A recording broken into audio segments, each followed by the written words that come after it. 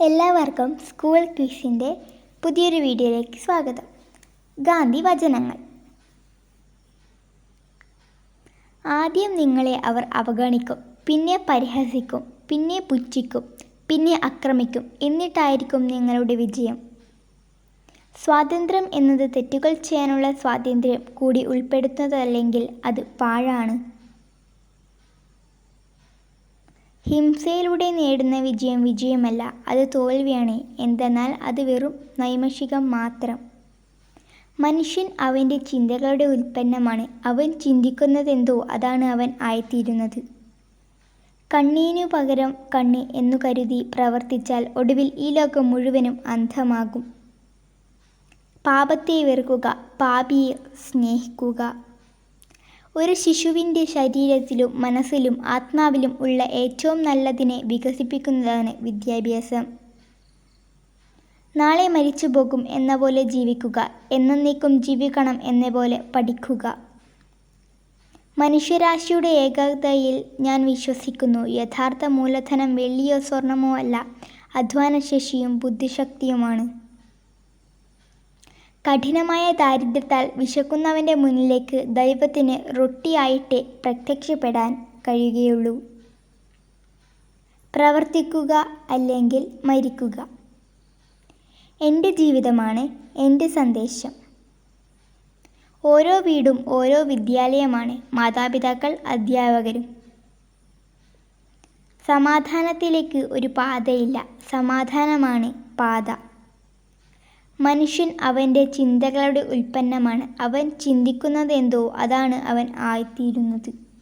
വിദ്യാഭ്യാസം എന്നാൽ എഴുത്തും വായനയും പഠിക്കുക എന്നതല്ല, അത് പ്രതിസന്ധികളെ തരണം ചെയ്യാനുള്ള കരുത്താർജിക്കലാണ്.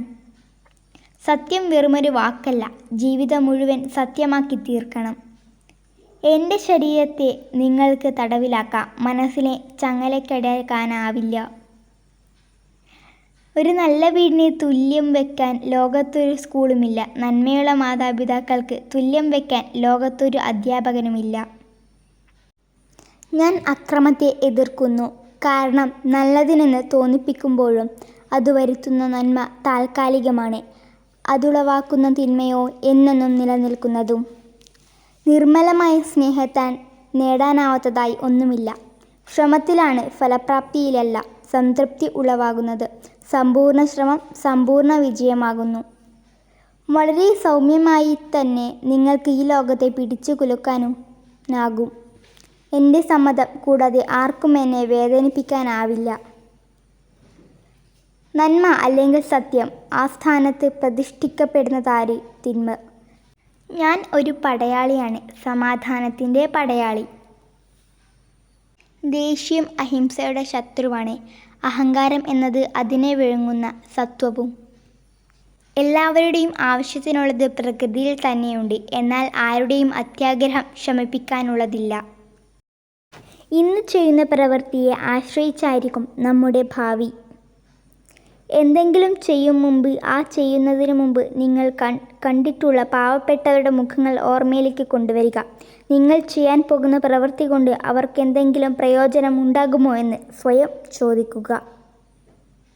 എല്ലാവരും സബ്സ്ക്രൈബ് ചെയ്യാൻ മറക്കരുതേ. ഇതുപോലുള്ള കൂടുതൽ വീഡിയോസിനായി സ്കൂൾ കിഡ്സ് സബ്സ്ക്രൈബ് ചെയ്ത് ഓൾ എന്ന ബട്ടൺ അമർത്തുക. Thank you.